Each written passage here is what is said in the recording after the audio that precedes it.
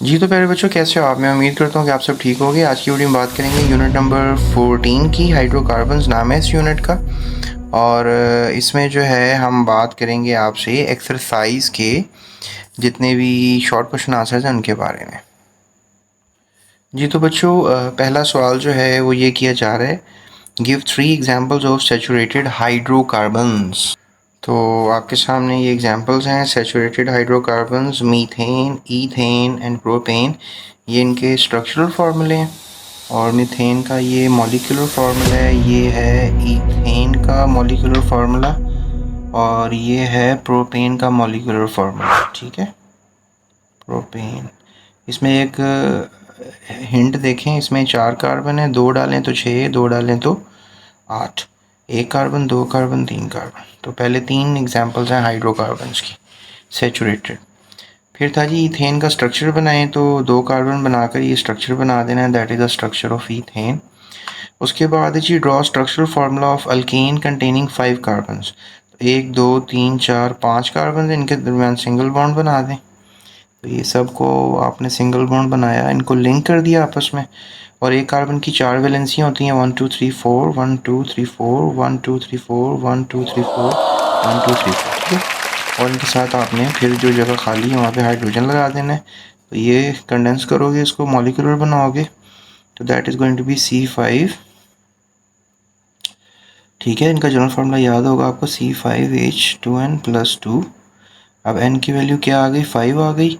n की value 5 है, तो 5 2 10, 10+2 क्या हो गया? 12। ठीक है, 1 2 3 4 5 6 7 8 9 10 11 12।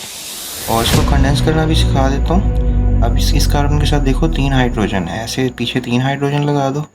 ठीक है, और फिर आगे 2 हाइड्रोजन, फिर आगे 2 हाइड्रोजन, फिर आगे 2 हाइड्रोजन, 1 2 3 4 हो गए, फिर आखिर में 3 हाइड्रोजन और लगेंगे। ठीक है, तो आपको नज़र आ रहा होगा। तो ये आपको क्लियर हो गया। उसके बाद हमारे पास आएगा जी चौथा सवाल, what do you mean by hydrogenation reaction. Hydrogenation का मतलब होता है हाइड्रोजन को ना आपने किसी दूसरे अनसैचुरेटेड कंपाउंड में ऐड करना होता है। 200 से 300 डिग्री चाहिए टेम्परेचर, और प्लाटिनम कैटलिस्ट चाहिए। प्लाटिनम और प्लाडियम होते हैं, और निकल भी चल जाता है, निकल भी आप लगा सकते हैं।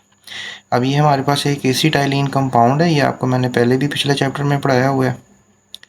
तो एसिटाइलिन में आपने क्या किया है, एसिटाइलिन में आपने हाइड्रोजन गैस को ऐड किया है इन कैटलिस्ट की मौजूदगी में, और ये क्या बन गया है? एसिटाइलिन, यानी ईथाइन था ये।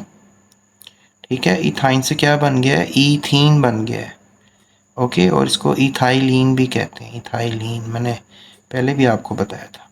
एडिशन ऑफ हाइड्रोजन मॉलिक्यूल, ये addition of hydrogen molecule to carbon carbon multiple bonds, यहाँ ट्रिपल बॉन्ड नज़र आ रहे हैं, इज कॉल्ड हाइड्रोजनेशन। अच्छा, इसमें एक गलती और है, इसमें देखो, बल्कि नहीं, गलती नहीं है, ठीक है, ये पार्शियल हाइड्रोजनेशन कहलाती है वैसे, क्योंकि इसमें मज़ीद हाइड्रोजन ऐड हो सकती है, लेकिन वो कर नहीं रहे। चलो मैं आपको एक और एग्जांपल दूँ यहाँ पे। ऑयल के अंदर अगर हम हाइड्रोजन डाल देंगे ना, हाइड्रोजनेशन करेंगे सेम ये कैटलिस्ट लगाकर, तो फिर ये घी बन जाता है। इसको भी हाइड्रोजनेशन कहते हैं। Hydrogen take place in the presence of finally divided nickel. ठीक है, at this temperature, high pressure चाहिए होता है, शायद 200 ATM प्रेशर भी चाहिए होता है। Hydrogenation can also be done in the presence of platinum platinum at room temperature. अगर रूम टेम्परेचर पे करना चाहते हैं तो फिर ये कैटलिस्ट में आप लगाएं और हो जाएगा, लेकिन निकल लगाएंगे तो ज़्यादा टेम्परेचर देना पड़ता है। ठीक है, चलो मैं रिएक्शन कंप्लीट कर लेते हैं। अब यहाँ पर देखो, एक और हाइड्रोजन डाला तो ये अल्केन बन गया। So it's a complete hydrogenation है, 2 स्टेप्स में हो रहा है ना रिएक्शन। पहले ट्रिपल बॉन्ड था, फिर डबल बॉन्ड बना, तो डबल बॉन्ड को पकड़ कर दोबारा हाइड्रोजन डाल दो तो सिंगल बॉन्ड बन जाएगा। तो यहाँ पे ये गलती हुई है, यहाँ 3 लगेगा, 2 तो यहाँ लगे हुए हैं ना, एक हाइड्रोजन, 2 हाइड्रोजन है ना, इसमें ऐड हो गया, इसमें ऐड हो गया, 3 हो जाएंगे ना। सो उसके बाद what is meant by cracking. Cracking क्या होती है? क्रैकिंग ये होती है कि जो बड़े चेन के पार्टिकल्स होते हैं उनको तोड़ दिया जाता है छोटे चेन्स के पार्टिकल में। 10 कार्बन है, इसको 8 कार्बन और 2 कार्बन में तोड़ा है। साइंसदानों ने ये देखा है कि जब हम इसको जलाएंगे ना, तो इतनी ज़्यादा हीट नहीं निकलेगी। इसको क्रैक कर लो, फिर ये लैदा कर लो, ये लैदा कर लो, इसको जलाओगे तो ये ज़्यादा अच्छी हीट भी निकालेगा। और इसलिए भी ज़रूरी है क्योंकि जो इंजन है ना, पहले इंजन में जब इस तरह का स्ट्रेट चेन फ्यूल डालते थे ना, मतलब हैवी फ्यूल डालते थे तो उसमें से इंजन में से आवाज़ें आती थी नॉकिंग की, लेकिन जब उसमें अच्छा फ्यूल डाला तो नॉकिंग की आवाज़ें गायब हो गई।